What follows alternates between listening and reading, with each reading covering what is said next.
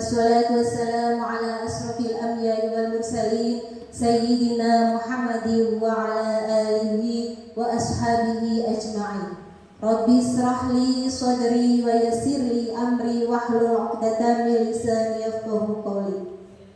Yang terhormat Bapak Kepala SD Negeri 1 Widuri, Bapak Abdul Kirom SPT. Yang kami hormati Bapak Agung Supekti SPT selaku calon guru penggerak angkatan 10 Kabupaten Pemalang. Dan yang kami hormati Bapak Ibu guru peserta diseminasi penyebaran pemahaman budaya positif SD Negeri 1 Widuri. Pertama, marilah kita panjatkan puji syukur kehadirat Allah Subhanahu wa Ta'ala yang mana telah melimpahkan nikmat sehat, nikmat sempat sehingga pada siang hari ini kita bisa melaksanakan kegiatan diseminasi penyebaran pemahaman budaya positif. Sholawat serta salam selalu tercurah pada junjungan Nabi Agung Muhammad Sallallahu Alaihi Wasallam yang selalu kelak kita nantikan syafaatnya di yaumil akhir. Amin Allahumma amin. Tak lupa juga saya ucapkan kepada Bapak Kepala SD Negeri 1 Widuri, Bapak Abdul Kirom, ucapkan terima kasih yang sebesar-besarnya, beribu-ribu terima kasih karena telah mendukung acara pada pagi hari ini. Yang mana acara pada pagi hari ini termasuk salah satu rangkaian dari pemenuhan tugas pendidikan calon guru penggerak angkatan 10 Kabupaten Pemalang. Dan tentunya kami tidak bermaksud untuk apa-apa atau kalimso ataupun yang lainnya, namun kami hanya memenuhi tugas kewajiban kami untuk berbagi pengalaman, berbagi apa yang kami dapatkan di pendidikan calon guru penggerak angkatan 10 Kabupaten Pemalang. Dan selanjutnya saya ucapkan terima kasih, beribu-ribu terima kasih kepada Bapak Ibu guru SD Negeri 1 Widuri yang telah berkenan menghadiri acara pada siang hari ini. Meskipun banyak sekali kegiatannya, meskipun sangat sibuk ya Bapak Ibu, namun alhamdulillah Bapak Ibu masih bersedia untuk menghadiri acara pagi hari ini untuk saling bersama meningkatkan kompetensi kita demi terwujudnya pendidikan yang berbudaya positif. Baiklah Bapak Ibu yang kami hormati, untuk rangkaian acara pada siang hari ini yang pertama yaitu pembukaan, yang kedua sambutan kepala sekolah, yang ketiga acara inti yaitu pemaparan diseminasi penyebaran pemahaman budaya positif yang nanti akan disampaikan oleh Bapak Agung dan saya sendiri, dan tentunya nanti terdiri dari 6 topik. 3 topik pertama disampaikan oleh Bapak Agung dan 3 topik selanjutnya akan disampaikan oleh saya. Terima kasih, kiranya itu saja. Baiklah, marilah kita buka acara pada siang hari ini dengan membaca basmalah. Bismillahirrahmanirrahim. Semoga acara pada hari ini bisa berjalan lancar dan membawa manfaat untuk kita semua. Untuk acara selanjutnya yaitu sambutan oleh Bapak Abdul Kirom selaku Kepala SD Negeri 1 Widuri. Kepada yang terhormat Bapak Abdul Kirom, disilakan. Bismillahirrahmanirrahim. Assalamualaikum warahmatullahi wabarakatuh. Alhamdulillah, wasyukurillah, la haula wala quwata illa billah, amma ba'du. Yang saya hormati Bapak dan Ibu peserta diseminasi atau pemaparan aksi penyebaran pemahaman budaya positif, di mana pada kesempatan ini kita nanti bersama-sama akan mendengarkan pengalaman-pengalaman yang didapat oleh yang pertama dari Bapak Agung Supekti dan yang kedua dari Ibu Heni Kurniati. Kemudian yang kedua, salawat dan salam selalu tercurahkan pada junjungan Nabi kita, Nabi Bekar Nabi Muhammad SAW yang selalu kita nantikan syafaatnya di yaumil akhir. Bapak Ibu yang saya hormati, pada kesempatan ini kami selaku kepala sekolah yang pertama tentunya memberikan dukungan sepenuhnya kepada kedua calon guru penggerak di SD 01 Widuri. Dan pada kesempatan ini Bapak Ibu juga mestinya dan seharusnya memberikan dukungan kepada kedua calon guru penggerak. Dan pada kesempatan ini nanti Bapak Ibu peserta baik sebagai narasumber atau sebagai audien bisa tanya jawab ya Pak. Bisa tanya jawab, menanyakan hal-hal apa yang perlu dikerjakan atau disampaikan, yang intinya semua itu demi kepentingan di SD 01 Widuri, Ibu. Jadi tidak ada lain, semuanya nanti bermuara untuk kemajuan SD 01 Widuri.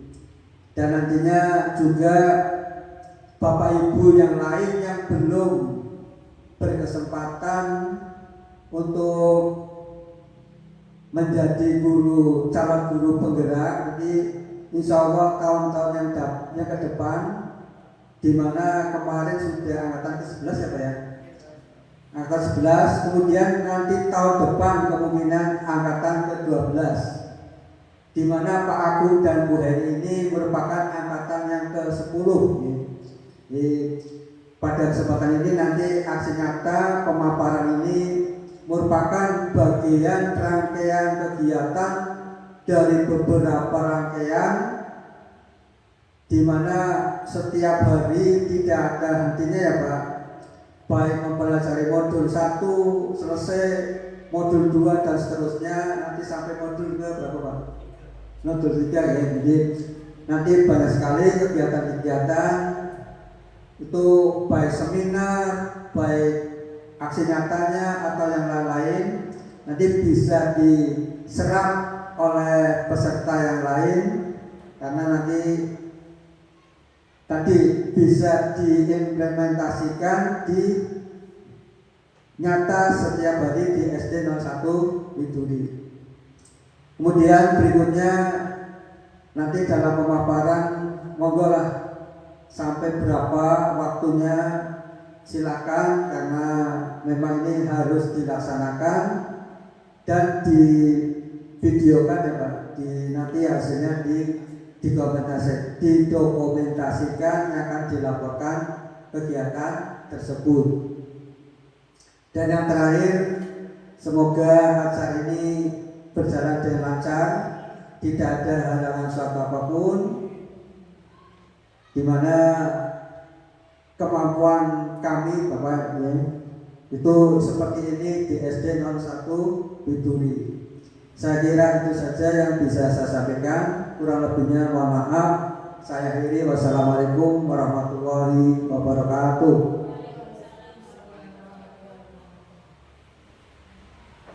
Terima kasih buat penyemangat dari Bapak Abdul Kirom yang luar biasa. Kami menjadi termotivasi. Pertama, saya ucapkan banyak terima kasih, beribu-ribu terima kasih karena Bapak Ibu masih bersedia untuk mengikuti acara diseminasi budaya positif. Nah, baiklah Bapak Ibu yang kami hormati, ini sekilas tentang profil. Kemudian silakan nanti itu ada barangkali Bapak Ibu mau belajar atau tentang kaitannya dengan calon guru penggerak, bisa membuka channel YouTube saya Heni Kurniati. Ya, silakan nanti bisa buat referensi di rumah. Di situ banyak sekali tugas-tugas yang sudah saya upload di YouTube. Jadi nanti boleh dibuka sebagai bahan referensi. Baik, lanjut. Pengimbasan materi modul 1.4 penerapan budaya positif di sekolah yang disusun oleh saya sendiri selaku calon guru penggerak angkatan 10 Kabupaten Malang. Tentunya saya akan melanjutkan, tadi Pak Agung sudah menyampaikan perubahan paradigma agama belajar, disiplin positif, dan motivasi perilaku manusia.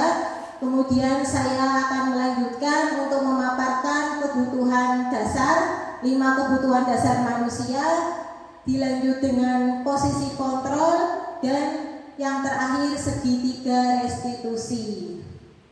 Baiklah Bapak Ibu, untuk menambah semangat kita pada siang hari ini agar otot-otot kita bisa lebih kendor lagi, boleh minta bantuan untuk maju ke depan? Boleh ya Bapak Ibu ya? Oke, maju.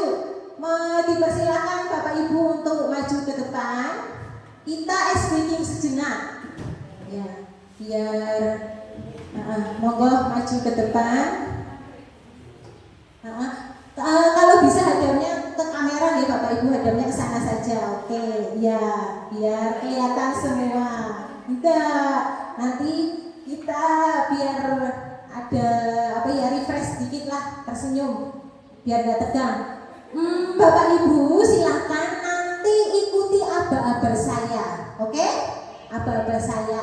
Pertama silahkan tangannya diangkat. Gini yang kanan. Oh yang kanan ini. Kiri, ikuti saya kiri. Kemudian yang satu gini. Nah, oke. Nah.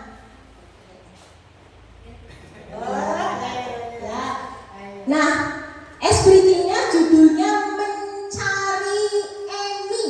Nanti begitu ibu bapak mendengar kata Emi, langsung otomatis tangkap ya. Emi, itu tangkap.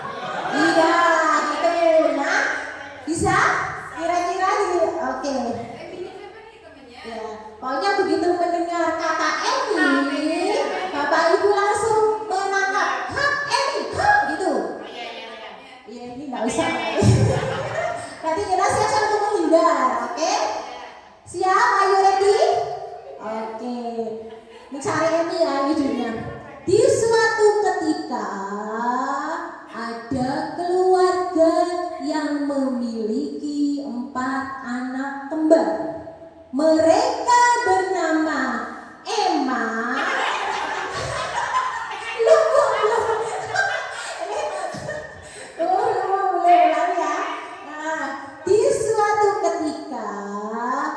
Sebuah keluarga yang memiliki 4 orang anak kembar, 4 anak kembar.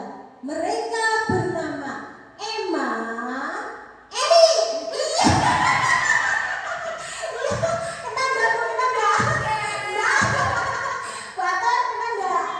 Iya, lanjut nanti tuh siap-siap ya Bu. Iya. Kemudian keluarga indah Pak, cantik. Kemudian keluarga mereka terkenal keluarga yang sangat rukun dan harmonis. Tiba-tiba Emma pergi meninggalkan rumah. Setelah itu Emi menyusul. Iya, luar biasa. Ya, tepuk tangan bagi kita semua. Silakan duduk kembali. Oke, terima kasih. Ya, baiklah Bapak Ibu. Tadi sekilas ice breaking untuk sedikit melenturkan otot-otot kita. Lanjut ya Bapak Ibu. Mau satu lagi nggak ice breakingnya? Satu lagi ya Bapak Ibu ya. Oke, duduk aja. Kalau saya bilang saya kasih contoh dulu ya. Buka mulut tertawa 3 kali, hahaha. Buka mulut tertawa 2 kali, ha. Buka mulut tertawa 1 kali, ha. Buka mulut tertawa tanpa suara. Oke, bisa? Ya, oke, 1, 2, 3. Buka mulut tertawa 3 kali, buka mulut tertawa 2 kali, buka mulut tertawa 1 kali. Oke, buka mulut tertawa tanpa suara.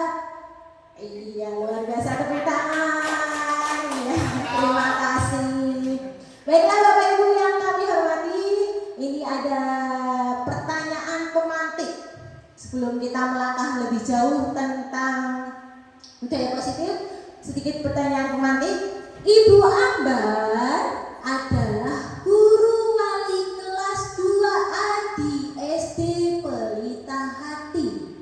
Ia sedang mengalami kebingungan menghadapi ulah salah satu murid di kelasnya, yaitu bernama Doni. Beberapa anak di kelas 2 telah datang padanya dan mengeluhkan Doni yang seringkali meminta bekal makan siang mereka dengan paksa. Coba Bapak Ibu, kira-kira apa yang akan perlu kita lakukan dengan kasus Doni yang meminta paksa bekal temannya? Kira-kira apa Bapak Ibu? Kita sebagai pendidik melihat kejadian tersebut, ada Doni yang meminta paksa dan itu pun dilakukan berkali-kali. Jadi Bu Ambar merasa resah, merasa bingung menghadapi kelakuan si Doni tersebut. Kira-kira apa yang perlu kita lakukan Bapak Ibu sebagai seorang pendidik? Pertama, memanggil Doni. Kemudian kita mengadakan tanya jawab, mencari tahu apa sih kebutuhan dasar yang dibutuhkan Doni, apa sih yang Doni inginkan, apa sih yang dibutuhkan Doni. Nah, begitu juga dengan pendidikan kita, begitu juga dengan kita sebagai guru. Apabila kita mengajar siswa-siswinya, kita harus terlebih dahulu mengetahui kebutuhan dasar manusia. Lanjut. Oke. Kebutuhan dasar manusia adalah segala sesuatu yang dilakukan untuk mendapatkan apa yang kita inginkan. Seluruh tindakan yang kita lakukan memiliki tujuan tertentu, dan semua usaha terbaik yang kita lakukan adalah dalam rangka agar kebutuhan dasarnya terpenuhi dengan baik.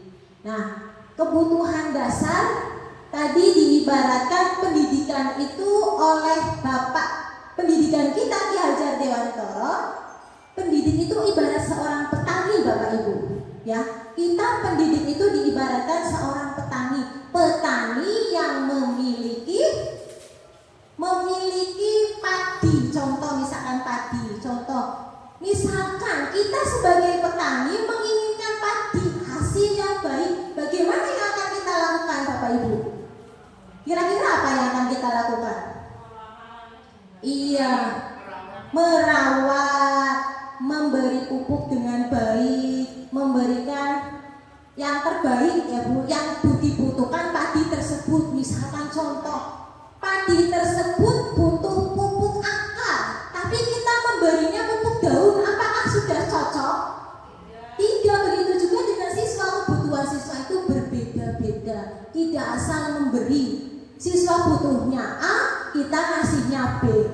Nah, itu berarti tidak matching. Jadi sebisa mungkin kita sebagai guru itu mengibaratkan sebagai seorang petani. Apabila kita menginginkan hasil yang unggul, maka kita juga perlu mengoptimalkan usaha kita untuk mencari tahu kebutuhan dasar yang dibutuhkan pada padi tersebut. Berarti ibaratnya gini Bapak Ibu, padi itu ibaratnya siswa, ladangnya itu ibaratnya sekolah, dan si petani itu ibaratnya guru. Petani menanam jagung maka akan tumbuh jagung, petani menanam bawang maka akan tumbuh bawang. Tidak mungkin petani menanam bawang akan tumbuh jagung. Nah, begitu juga dengan kompetensi siswa. Potensi siswa itu berbeda-beda sesuai kebutuhan dasarnya. Jadi di dalam filosofi pendidikan Ki Hajar Dewantoro mengibaratkan bahwa tadi petani yang memiliki hasil yang lebih baik, panen hasil padi yang lebih baik. Kemudian dilanjut Pak. Nah, ini 5 kebutuhan dasar manusia Dia adalah seorang psikiater dari Amerika Serikat dengan bukunya yang berjudul Choice Theory, Kebutuhan Bertahan Hidup. Nah, coba Bapak Ibu, kita perhatikan tadi pada kasus Doni. Kira-kira yang dibutuhkan Doni apa Bapak Ibu? Dengan meminta bekal secara paksa kepada temannya. Yang dibutuhkan Doni kebutuhan dasar apa?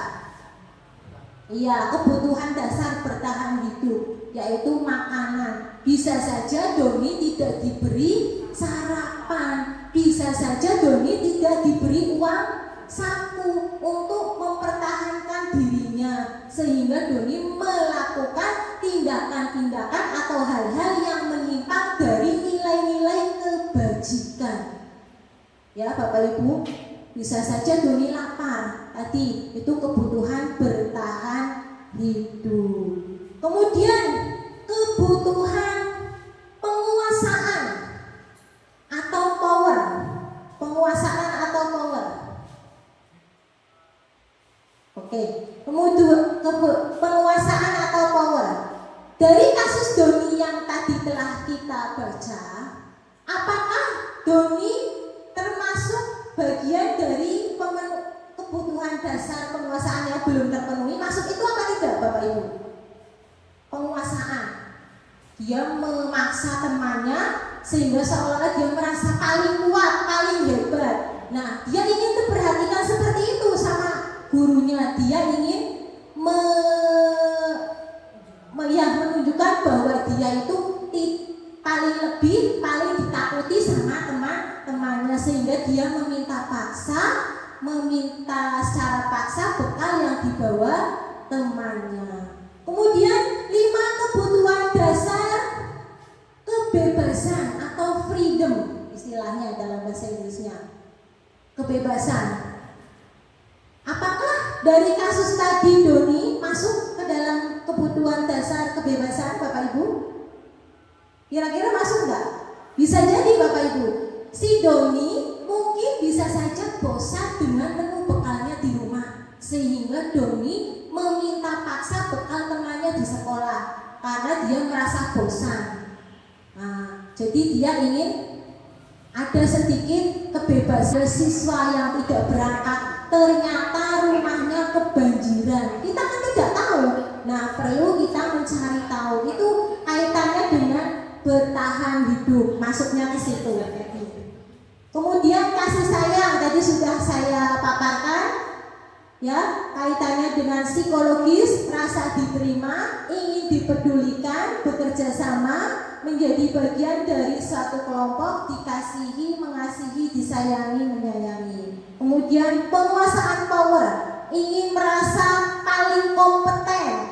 Biasanya ada siswa yang bukan ketua kelas tapi minta menjadi untuk memimpin doa. Nah, itu penguasaan kebutuhan, ingin menunjukkan kompetennya, keberaniannya. Bu, saya yang memimpin doa, Bu saya, Bu.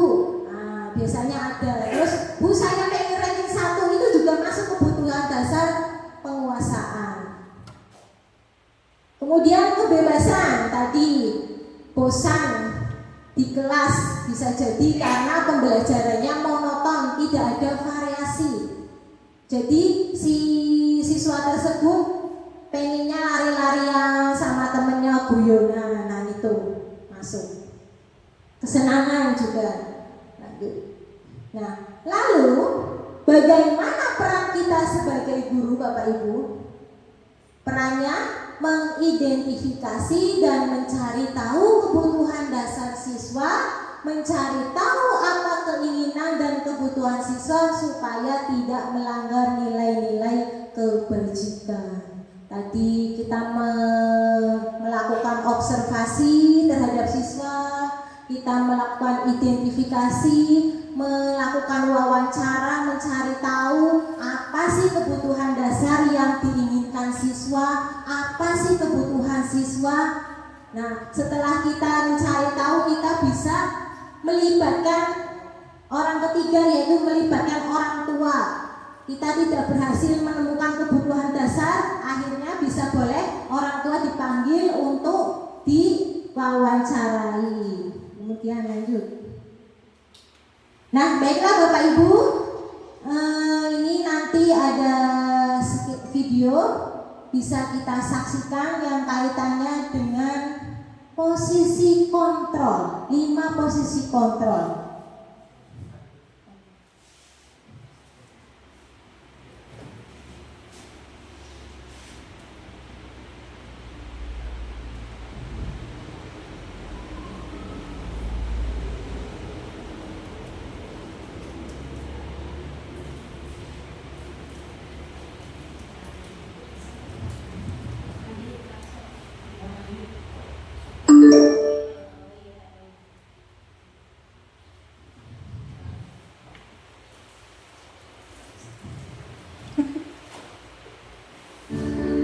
Kita bisa perhatikan posisi kontrol kita sebagai seorang pendidik.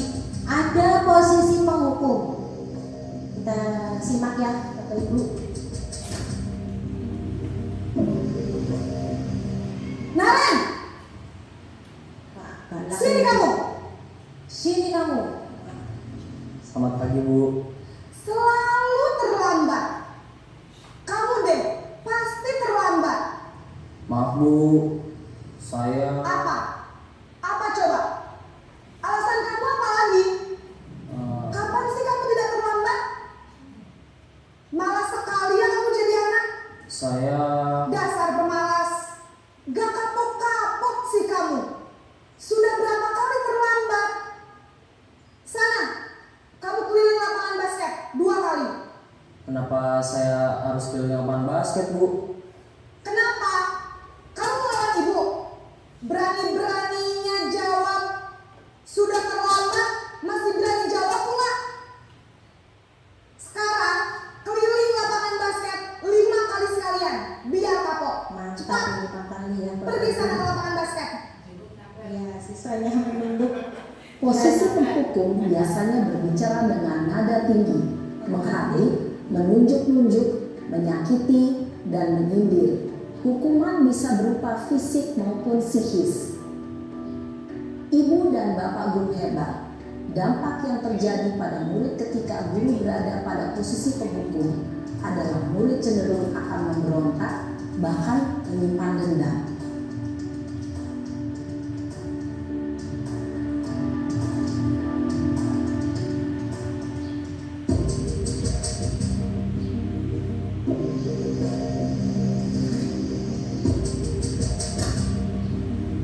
Posisi apa Ibu? Membuat Nah. salah ya? Ya, pembuat Selamat rasa pagi, Bu. bersalah. Naren. Kamu kenapa terlambat lagi, nak? Ya Tuhan, Naren. Kamu senang ya bikin ibu susah ya? Kalau kamu terlambat lagi, nanti ibu yang ditegur bapak kepala sekolah, nak. Disangka ibu tidak bisa membina kamu. Duh, gimana ini? Maaf Bu, Duh, Gusti Naren. Kamu suka ya kalau ibu ditegur bapak kepala sekolah? Terus, sekarang ibu harus tulis apa yang di buku absen? Ini kamu sudah sering terlambat loh. Ibu harus apa coba? maaf Bu, maaf sekali. Ya sudah, lain kali jangan bikin ibu susah lagi ya nak ya. Ibu tidak akan kuat lagi kalau kamu begini terus. Bisa jantungan kalau ibu ditegur bapak kepala sekolah. Sekarang cepat, kelas. Maaf ya Bu, maaf sekali. Kasihan ya Bu itu muridnya. Iya, kasihan ya. Posisi pembuat rasa bersalah berbicara dengan nada tenang, cenderung lembut, namun kata-kata yang diutarakan membuat murid merasa menjadi orang yang gagal, memandang buruk dirinya sendiri, merasa tidak berharga, dan tidak sanggup membahagiakan orang lain. Ketika guru mengambil posisi pembuat rasa bersalah, murid akan menganggap dirinya yang bersalah dan ia akan menyimpan emosi negatif tersebut di dalam dirinya. Nah, ini posisi teman. Kita lihat.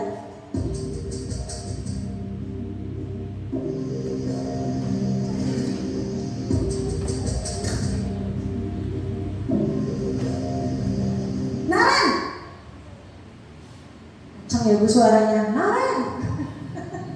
Selamat pagi Bu. Wah, sudah jam berapa ini nak?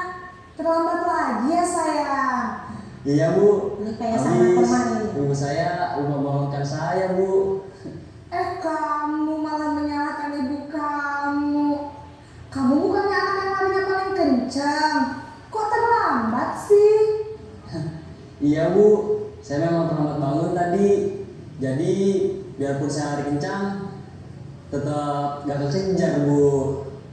Ya sudah sana. Nanti lain kali larinya lebih kencang lagi ya. Biar gak terlambat lagi. Bikin senang ibu. Demi ibu. Bisa kan? Bisa lah Bu.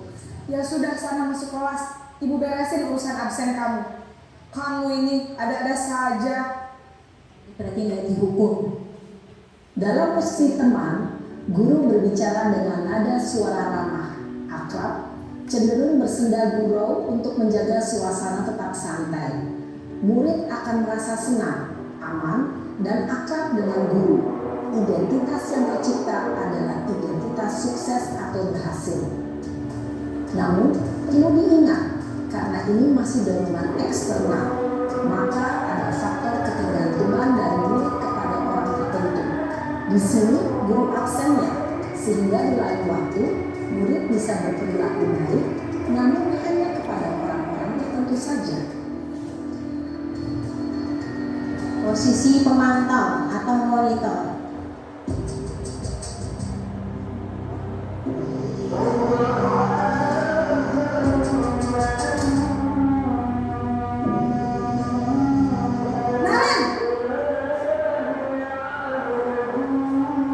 Selamat pagi Bu. Naren, apa peraturan sekolah kita tentang jam berapa kita harus masuk sekolah, Nak? Kita harus di sekolah jam 7 Bu. Iya betul, sekarang sudah jam 7.20. Naren sudah tahu konsekuensinya jika terlambat hari. Paham Bu, saya harus tinggal kelas pas jam istirahat selama 20 menit. Iya benar, konsekuensinya demikian. Jadi nanti jam 9.30 Kasihan ini ya, rugi anaknya ketinggalan pelajaran. kerjakan tugas tambahan untuk ketertinggalan kamu, ya. Baik Bu. Posisi pemantau mengandalkan penghitungan atau data untuk mengontrol murid. Guru mengarahkan murid berdasarkan peraturan dan konsekuensi. Seorang pemantau menunjukkan bahasa tubuh dan ekspresi wajah yang datar dan cenderung formal.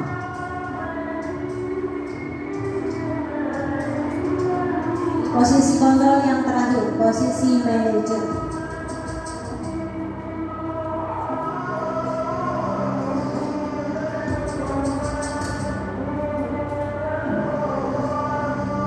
Naren,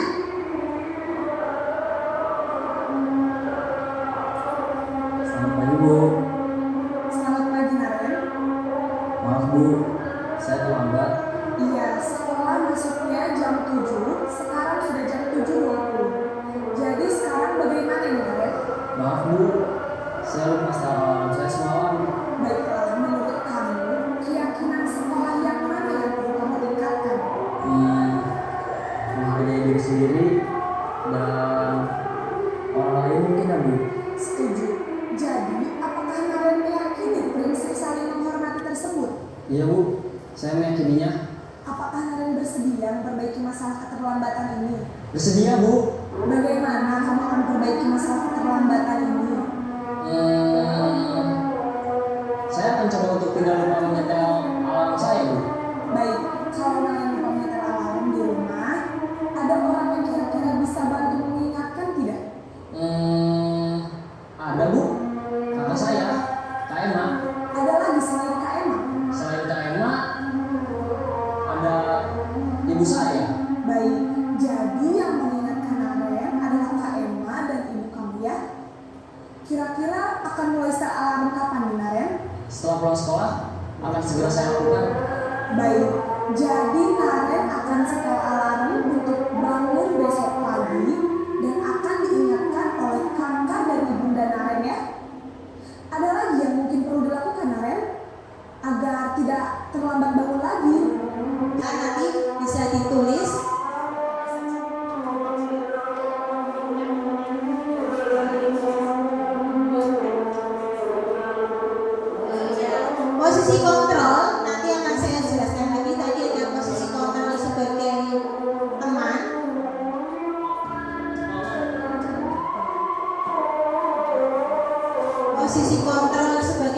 penghukum, membuat rasa bersalah, posisi kontrol, nah yaitu ada 5 itu. Silakan.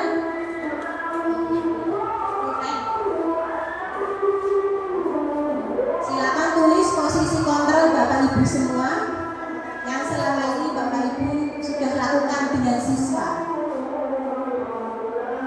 Apakah penghukum, membuat merasa bersalah, atau sebagai teman, pemantau, atau manajer? Dikasih nama boleh, kasih nama, nggak apa-apa. Nah, kita sama-sama belajar. Kita di sini sedang berproses ya Bapak Ibu, berproses untuk menjadi lebih baik lagi. Silakan kalau sudah ditempel di sini Bapak Ibu, ditempel.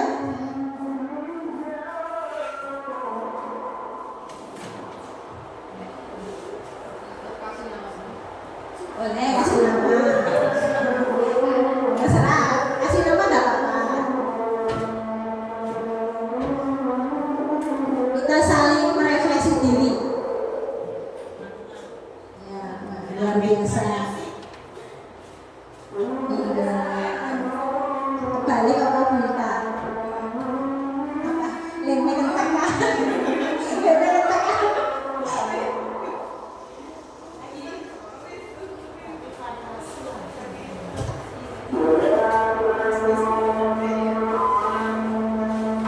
Oh ya Bu Stevi,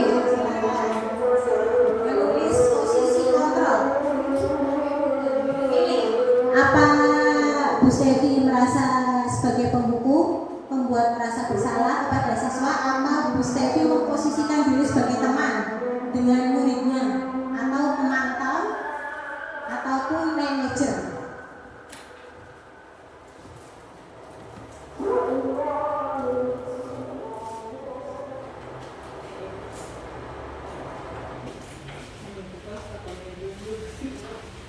Ya, sudah semua? Oke, terima kasih. Kita lihat bersama-sama, nanti kita perbaiki juga bersama-sama ya Bapak Ibu. Ada posisi kontrol sebagai teman, ya. Ya, posisi teman.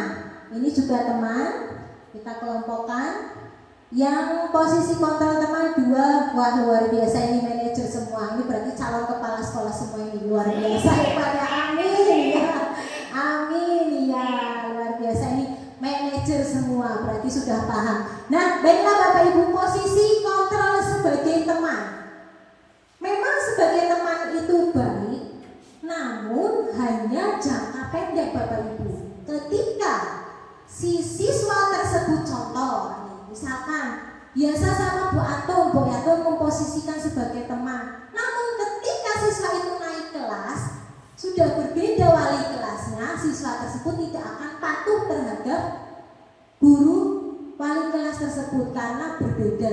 Begitu juga ketika SMP, misalkan patuh sama Bu Widianisi. Begitu SMP, dia tidak patuh dengan guru SMP-nya. Jadi sebatas hanya jangka pendek saja. Motivasinya tumbuh secara ekstrinsik, bukan dari dalam diri. Itu posisi teman. Memang bagus posisi teman, tidak ada berdampak pada siswa-siswa merasa bersalah, siswa merasa sakit hati, namun jangka pendek, bukan jangka panjang. Yang diharapkan di sini, posisi kontrol yang kita lakukan bisa sampai jangka panjang, sehingga siswa benar-benar termotivasi dari dalam diri. Kemudian posisi manajer.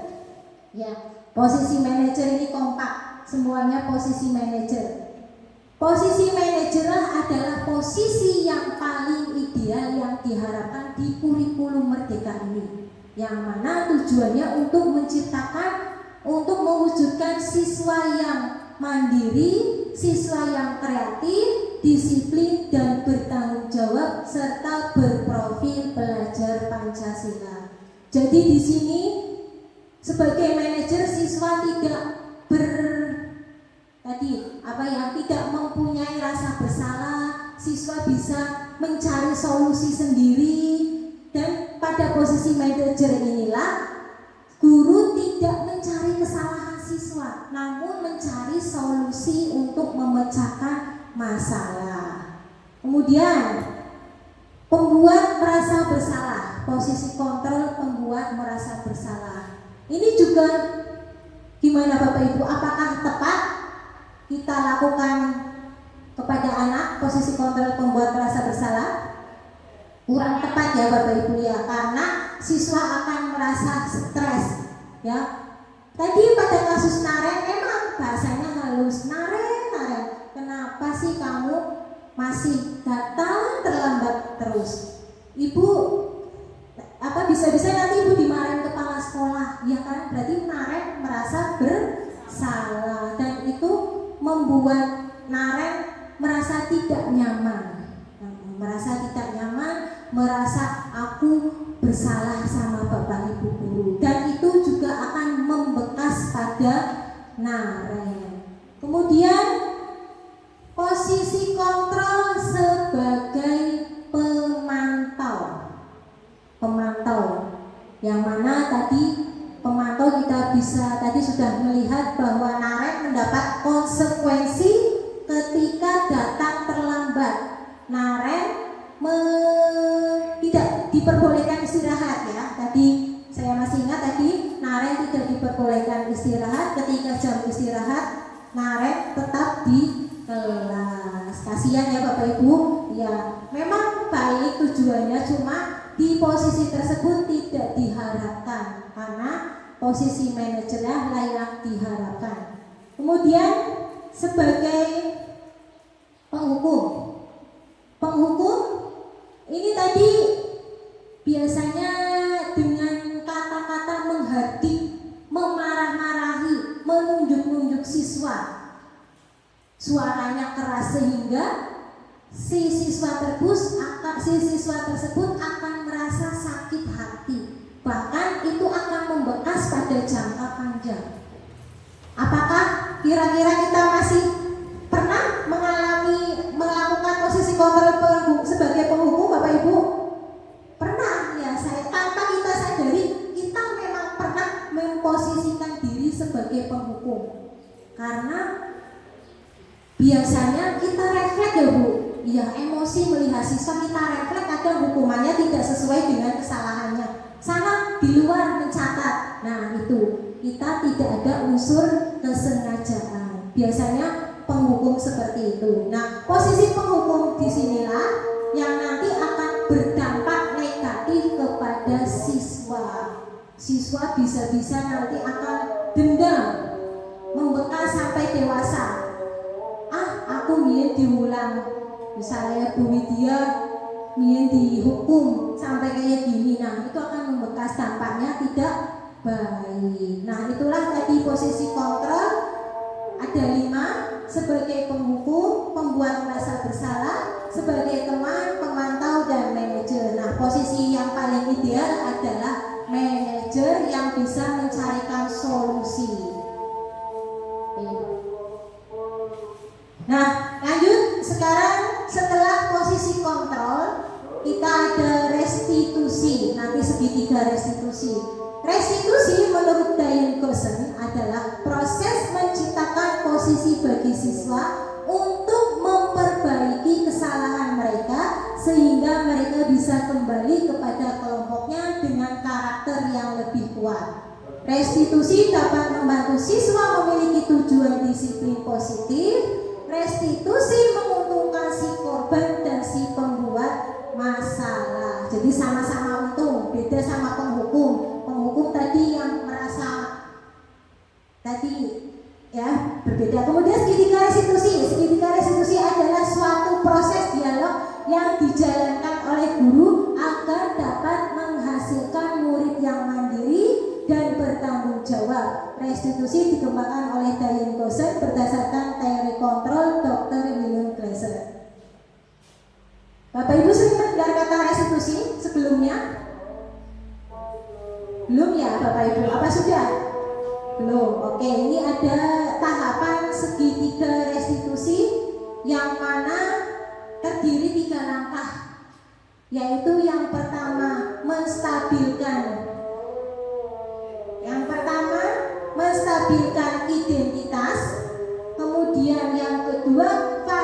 mevalidasi tindakan yang salah, dan yang ketiga menanyakan keyakinan kelas. Nah, pada langkah menstabilkan identitas berdasarkan prinsip membuat kesalahan adalah bagian dari proses pembelajaran. Nah, nanti ketika kita melakukan restitusi, langkah-langkahnya biasanya pada awal menstabilkan, ya enggak apa-apa, misalkan Dini berbuat kesalahan. Dini, kamu tadi mendorong si ayah. Ya enggak apa-apa, berbuat salah itu wajar karena manusia itu tempatnya salah untuk menstabilkan identitas. Kemudian tidak ada manusia yang sempurna, boleh kita utarakan seperti itu. Tidak ada manusia yang sempurna. Kemudian ibu bapak juga dulu pernah melakukan hal yang sama sehingga siswa merasa kuat. Ibu bapak tidak mau mencari siapa yang salah, tapi ibu bapak ingin mencari solusi dari permasalahan ini. Kemudian kamu berhak merasa begitu. Lanjut, langkah yang kedua, validasi tindakan yang salah. Berdasarkan prinsip setiap perilaku berupaya memenuhi suatu kebutuhan. Nah, ini langkah yang kedua pada segitiga restitusi. Kamu pasti punya alasan mengapa melakukan hal itu. Jadi mencari tahu dulu Bapak Ibu, alasannya apa? Kenapa kok kamu bisa mendorong temannya? Nah, kita perlu menanyakan. Kemudian, padahal kamu bisa melakukan yang lebih buruk. Bisa saja kamu memukulnya, bisa saja kamu selain mendorong misalnya lebih keras lagi. Nah, kamu patut bangga karena telah melindungi sesuatu yang penting buat kamu. Dan kamu melakukannya karena mempertahankan sesuatu yang penting bagimu. Itu langkah yang kedua. Langkah yang ketiga, menanyakan keyakinan. Nah, berdasarkan prinsip teori kontrol bahwa pada dasarnya kita termotivasi secara intrinsik. Nah, apa sih keyakinan kelas kita? Keyakinan yang telah kita buat kesepakatan bersama siswa dengan guru, kita tanyakan kepada siswa. Kemudian nilai-nilai apa yang telah disepakati bersama? Nilai-nilai budaya positif. Kemudian seperti apa gambaran sebuah kelas yang ideal menurut kamu? Kemudian kamu ingin menjadi orang yang seperti apa? Nah, tadi ciri-cirinya, restitusi bukan untuk menebus kesalahan, namun untuk belajar dari kesalahan. Kemudian restitusi memperbaiki hubungan antara satu dengan yang lain. Kemudian tawaran bukan paksaan. Restitusi menuntut untuk melihat ke dalam diri. Restitusi mencari kebutuhan dasar yang mendasari tindakan. Restitusi diri adalah cara yang paling baik dan fokus untuk mencari solusi. Kemudian mengembalikan murid yang berbuat salah pada kelompoknya. Nah, ini Bapak Ibu ada contoh penerapan restitusi yang sudah saya lakukan di kelas 1B.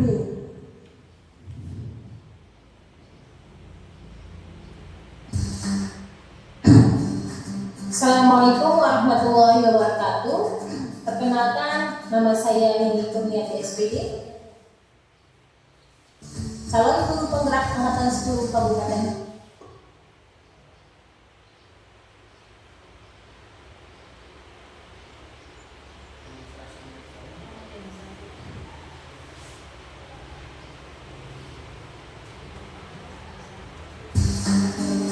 Assalamualaikum warahmatullahi wabarakatuh. Perkenalkan, nama saya Nini Kurniati SPD, calon guru penggerak angkatan.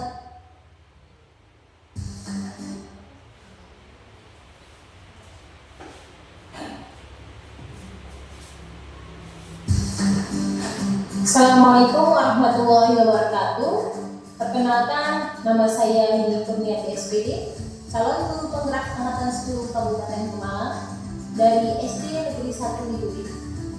Hari ini saya akan memaparkan tugas demonstrasi kontekstual modul 1.4, yaitu tentang penerapan segitiga restitusi. Video ini adalah praktek segitiga restitusi. Ini praktek yang saya lakukan di kelas 1B. Ini sebagai pendahulu yang ada di sekolah saya. Sebagai informasi, segitiga restitusi adalah suatu proses dialog yang dijalankan guru orang tua agar dapat menghasilkan murid yang mandiri dan bertanggung jawab. Berikut gambar segitiga restitusi, yang mana terdapat 3 langkah. Langkah restitusi yang pertama yaitu menstabilkan identitas. Langkah restitusi yang kedua yaitu validasi tindakan yang salah. Langkah restitusi yang ketiga yaitu menanyakan keyakinan sekolah atau kelas. Langkah segitiga restitusi yang pertama yaitu menstabilkan identitas. Berdasarkan prinsip membuat kesalahan adalah bagian dari proses pembelajaran.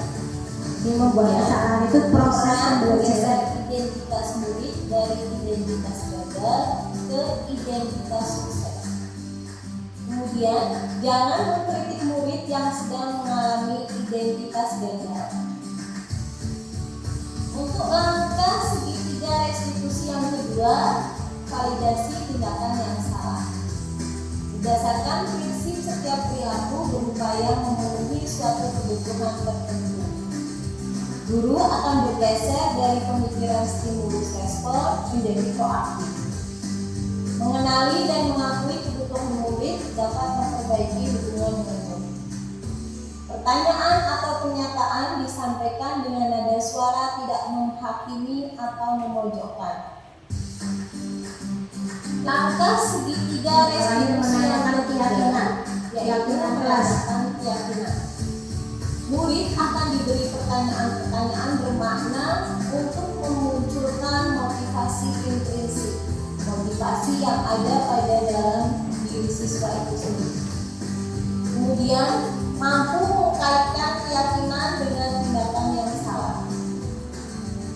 Nah, ini kasusnya Bapak Ibu, murid saya Hilmi tidak terima orang tuanya diejek, lalu ia marah, Tidak terima orang tua tidak dapat menahan emosinya sehingga mendorong temannya. emosinya sehingga mendorong temannya. Nah, bisa diperhatikan itu murid kesayangannya Pak Atom. Hilmi. Iya sini. Nah, menstabilkan identitas.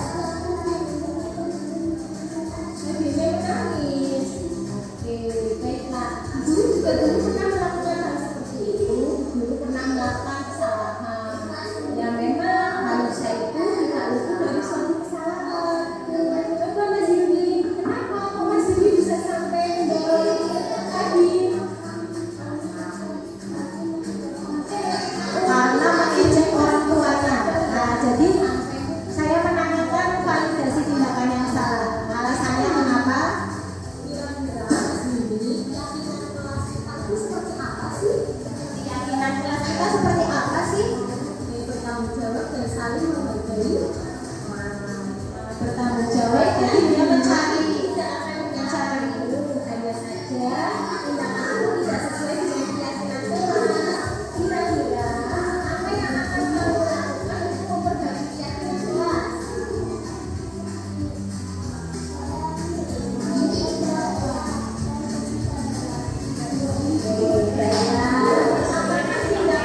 bertanggung jawab dan menghargai orang lain. Apakah sudah sesuai dengan keyakinan kelas? Nah, kalau begitu Mas Yumi sudah paham ya. Oke, sekarang mari kita berbagi masalah ini bersama-sama ya. Untuk kasus yang kedua, Isa seringkali datang terlambat ke sekolah karena tidurnya terlalu malam. Karena tidurnya terlalu malam. Mas Isa, kenapa kok datang sekolahnya terlambat? Oh, bangunnya kesiangan ya?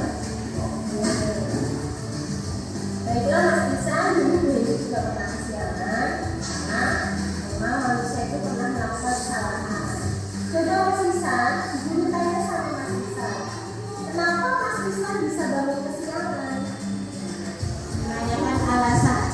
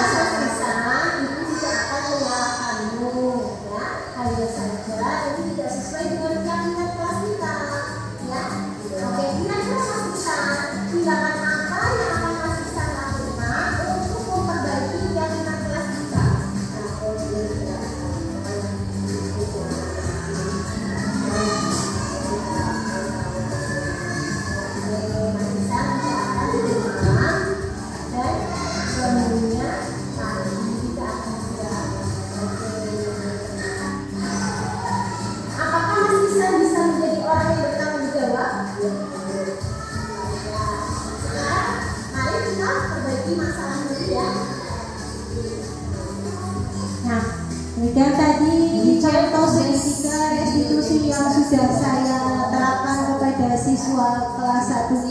Assalamualaikum. Ini untuk lanjutnya gimana Pak? Oh iya. Nah, Bapak Ibu guru yang kami hormati, tadi praktek segitiga restitusi yang sudah saya terapkan kepada siswa kelas 1B. Jadi dengan mengikuti langkah-langkah, yang pertama menstabilkan identitas, kemudian validasi tindakannya salah.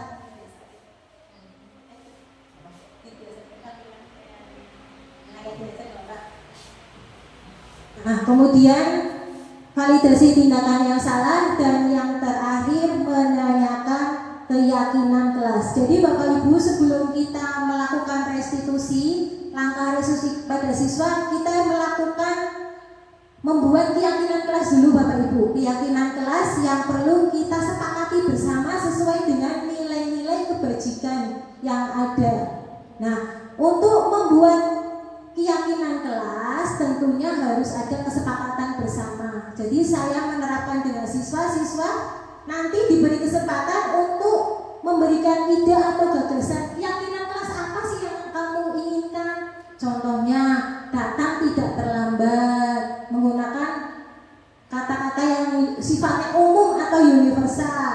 Terus memperhatikan guru ketika sedang belajar, saling menghargai satu sama lain. Nah, seperti itu ya Bapak Ibu ya.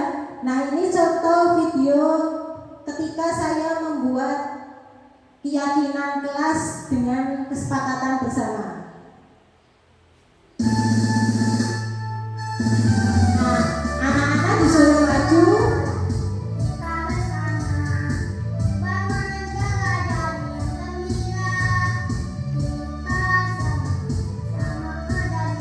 Menempel keyakinan kelas yang mereka inginkan. Kemudian setelah disepakati, nanti anak-anak memberi stempel bersama-sama.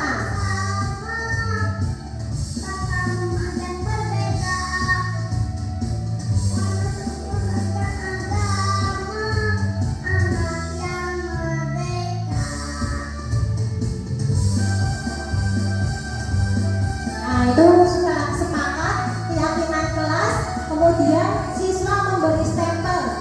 Nah, semua maju bergantian untuk menyepakati kesepakatan bersama, dikasih stempel. Nah, jadi muncullah budaya-budaya positif. Nah, itu tadi contoh video pembuatan keyakinan kelas yang disepakati antara guru dan siswa. Coba Bapak Ibu, apakah sekolah kita sudah menerapkan nilai-nilai budaya positif? Kira-kira sudah belum Bapak Ibu? Sudah ya? Sudah. Ya, contohnya seperti berdiri berbaris di depan kelas sebelum masuk, ya, yang biasa saya lakukan. Kemudian berdoa sebelum memulai pelajaran, itu juga termasuk budaya positif Bapak Ibu. Kemudian pembacaan Asmaul Husna itu juga termasuk penerapan budaya positif. Apalagi Bapak Ibu selain itu? 5S ya, senyum, sapa, salam, itu juga penerapan budaya positif. Nah, diharapkan kita sebagai pendidik bisa menerapkan budaya positif di sekolah masing-masing demi terwujudnya pendidikan yang merdeka. Bahwa pendidikan yang merdeka tujuannya adalah menuntun, bukan menuntut siswa, tapi menuntun. Menuntun itu apa Bapak Ibu? Membimbing, mengarahkan, mengantarkan, menuntun siswa sesuai dengan kodratnya untuk mencapai kebahagiaan dan keselamatan yang setinggi-tingginya, baik sebagai manusia maupun sebagai anggota masyarakat. Nah, itu tujuan pendidikan. Marilah kita bersama-sama menciptakan pendidikan yang merdeka, pendidikan yang berpihak pada murid, sehingga murid bisa lebih mandiri, kreatif, tanggung jawab, dan berprofil belajar Pancasila. Kalau bukan kita, siapa lagi Bapak Ibu guru. Untuk menerapkan budaya positif, mari kita mulai dari dalam diri kita. Sebagai pendidik dulu, kita ciptakan budaya positif. Nah, tentunya untuk pemaparan pada siang hari ini saya akhiri, dan semoga bisa membawa manfaat bagi Bapak Ibu semua. Oh iya, mohon maaf, mungkin ada yang mau bertanya? Silakan ya Bu Ita, silakan sebelum saya tutup.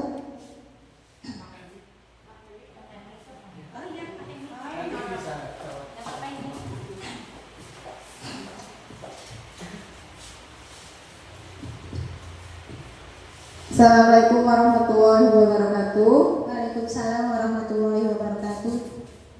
Perkenalkan, nama saya Bu Ita dari kelas 2. Ya, Saya mau menanyakan sama Bu Heni, apakah kita sebagai pendidik tidak boleh memposisikan sebagai penghukum? ya, Ya, terima cukup. kasih. Sekian. Assalamualaikum warahmatullahi wabarakatuh. Waalaikumsalam warahmatullahi wabarakatuh. Terima kasih. Luar biasa sekali pertanyaannya dari Bu Ita.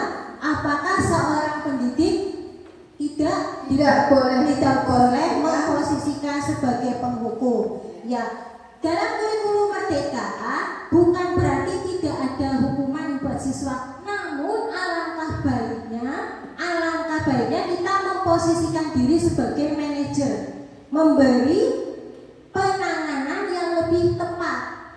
Selagi masih bisa kita tangani dengan tepat, mengapa tidak ya Bapak Ibu?